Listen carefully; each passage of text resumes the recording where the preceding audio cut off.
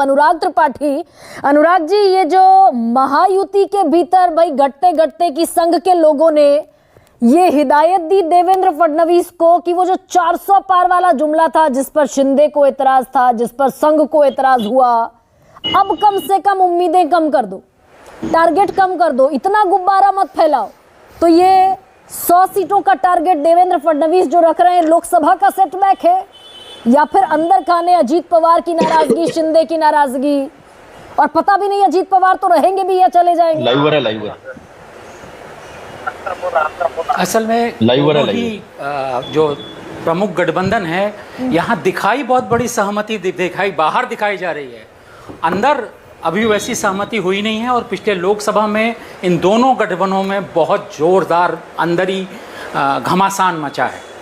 महायुति में तो आखिरी समय तक कैंडिडेट वो उन्होंने सबसे पहले चुनना शुरू किया, लेकिन आखिरी समय तक शिंदे और बीजेपी के बीच एक एक सीट को लेकर के लड़ाई हुई है। जो सीटें आपस में वो लोग लड़े हैं वो भी हारी हैं बाद में। वैसे ही आज यहाँ पे महाविकास अघाड़ी, जिसको स्वप्न दिख रहा है कि महाराष्ट्र में वो सत्ता में आएगी, वहाँ पर भी बहुत बड़ी सहमति नहीं है।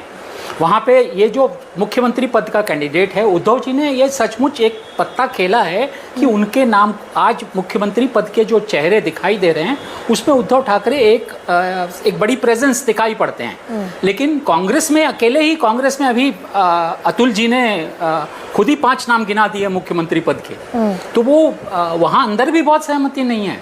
बाहर अगर कांग्रेस भी पा जाती है तो वहाँ भी लड़ाई होनी है अभी, और वो अंदर से वो घमासान होना है। और पार्टियों में अभी आपने बड़ा इंटरेस्टिंग बात बताई कि वो कह रहे हैं बम्बई की सीटें हमने बांट ली हैं। पिछले बार भी शिवसेना ने सीटें अपने तरफ बम्बई की ले ली थी और 2 सीटें कांग्रेस को 1 सीट छोड़ दी थी, और वो लड़ाई हुई, दूसरी सीट बाद में दी गई। उन्होंने सातारा सांगली सीट पर अपना कैंडिडेट स्वयं घोषित कर दिया, जिस कैंडिडेट की बहुत बुरी गत हुई है, और कांग्रेस का एक बागी कैंडिडेट वहां से चुन करके आया है। अच्छा, तो यही स्थिति अनुराग, ठीक यही स्थिति क्या इधर भी एनडीए में दिखती है?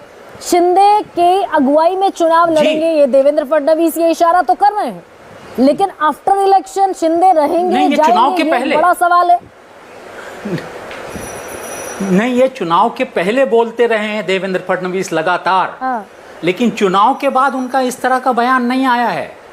अब वो नजर आने लगा है कि वो शायद ये जो गठबंधन है उतना फायदेमंद बीजेपी को नहीं दिखाई दे रहा है। खास तौर पे अजीत पवार की पार्टी बहुत ज्यादा फायदा देती नहीं दिखाई दे रही है। तो वो गठबंधन पे भी पुनर्विचार कर रहे हैं, और जो सीटें पिछली बार उन्होंने छोड़ी थी दबाव में, इस बार बीजेपी शायद वो छोड़ेगी नहीं। बीजेपी के कार्यकर्ताओं में ये कहा जा रहा है कि जब हम हार ही रहे हैं तो क्यों ना हम सब लड़ें, हमको सबको मौका मिले एक बार लड़ने का, बीजेपी के बेस वहां तक अनुराग, लेकिन ये बड़ी बात कह रहे हैं कि जब हम हार ही रहे हैं, बीजेपी के कार्यकर्ताओं में ये इंप्रेशन है कि जब हम हार ही रहे हैं, ये बड़ा स्टेटमेंट दे रहे हैं। तो मौका जी, तो ये जो लड़ाई है दोनों तरफ कायम है, और ये लड़ाई अभी भी ये अंदर तक चलेगी।